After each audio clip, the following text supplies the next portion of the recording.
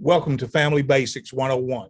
I'm Dr. Bruce McClure, and I am glad that you've joined us for our continued presentation this week about how to avoid conflicts as we move into this season of Christmas. I need not tell you that one of the most challenging times of the year centers around holidays. And there are supposed to be times of happiness, times of celebration, times of people coming together, but almost without fail, those times that are supposed to be filled with joy and happiness and camaraderie can end up some of the most combative and challenging times of the year. So today, I want us to talk about some detours around conflict, how to change directions to reach the destination of enjoying the time together in peace. How do you handle detours? When things don't go exactly as you envision, how do you process that? A detour can be inconvenient. When individuals behave in a way that brings out the worst in you, how do you handle that? How do you navigate around it? When last minute plans are thrown your way, you, you, you either roll with it, adapt to it, or get stuck. When life feels as if it is falling all around you, how do you handle that? These are the detours in relationships. These are just the basic detours that we all deal with in life. And for the most part, even like road detours, we don't have a warning that they are there until we get too close to the detour and we almost are trapped because there's nowhere to turn. There's no backing up. There's no off ramp. So how do you handle these life-changing events that come at you when you least expect it? Well, what I will suggest is you've got to still figure out a detour. When there appears not to be a detour, it is still important to figure out, how do I make a detour around this situation?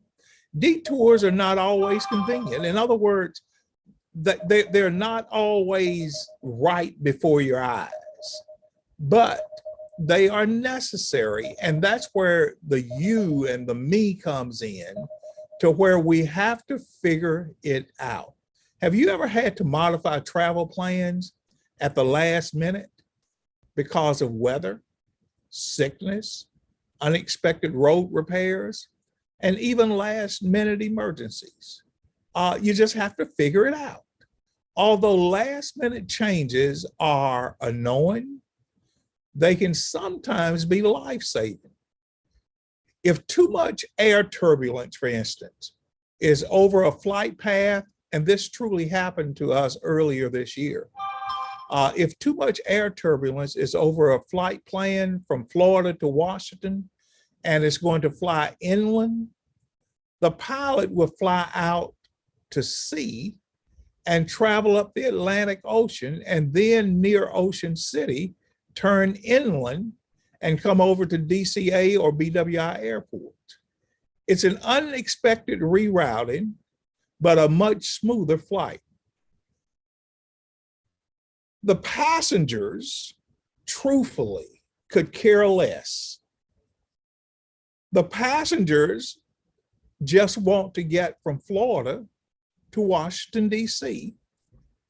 with the least amount of turbulence possible.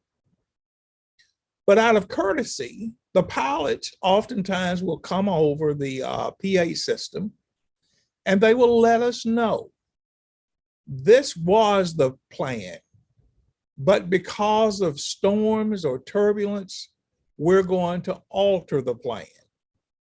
We're still going to get you to your destination, but this is the new route. That's a detour. To the passenger, it's really not an inconvenience. It might be more of an inconvenience to the flight crew than it is to the passengers. And had the pilot not said anything, the passengers never would have known the detour had taken place. Avoidance is sometimes best when we're dealing with conflict. And many times the individuals that we are detouring around may not even be aware of what's going on. But because we or individuals are making every effort to make the holidays as peaceful as possible, as quiet as possible, as enjoyable as possible, sometimes it's better for the adult in the room to do whatever they have to do that's within reason to avoid unnecessary conflict. These ideas, 5, I modified them from an article that I found dated June 30th, 2014, in a publication of Psychology Today. First, be careful about reaching quick conclusions regarding why people at the last minute throw you a curve when you aren't expecting it. Your first feeling may not be the wisest. Take a moment to look at the entire picture of relationship between you and the source of the conflict. Second, search first to prove yourself wrong about what you might be thinking or feeling regarding the individual who you feel is pulling you into a conflict. First, try to say, what I'm feeling, what I'm thinking is wrong. Try to weigh the many times this conflicting person has been rock solid and supportive. That's different, isn't it? Third, have you thought about walking in the other individual's thinking and feelings that might be creating the conflict? We call that walking a mile in the other person's shoes. Fourth, approach the conflict with the goal of finding a solution instead of someone has to win and someone has to lose. Make your approach solution oriented, not condemnation. And then fifth, be willing to inquire of the other party. What are you thinking that is leading you to this current frame of mind you're presenting? The way you're behaving, the way you're talking. Tell me what's going on up here. Because historically, I've not seen this from you before. And the reason your attempts are really in place is because you're trying to avoid conflict. And you're trying to do this in a way that makes the holiday, makes the gathering peaceful, and a place that is truly filled with the celebratory spirit. Thinking through conflict might fix it, but you've got to be willing to think through it first.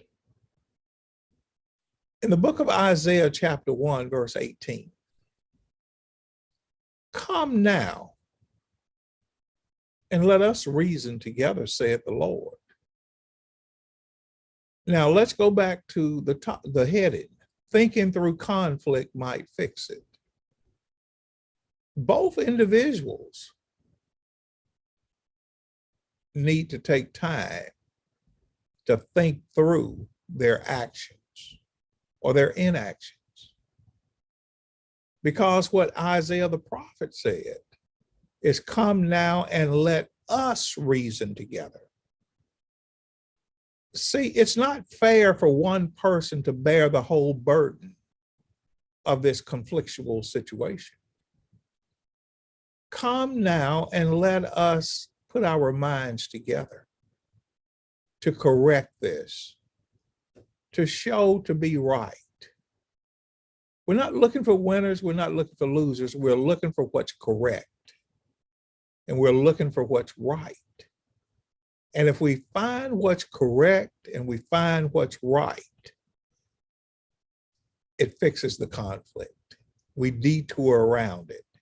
And then we can enjoy the festivities of the day that's presented to us.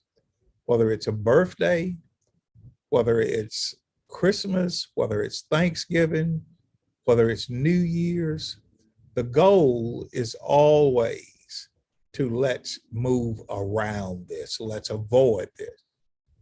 Join me again tomorrow. Don't be late and don't skip class. God bless each of you.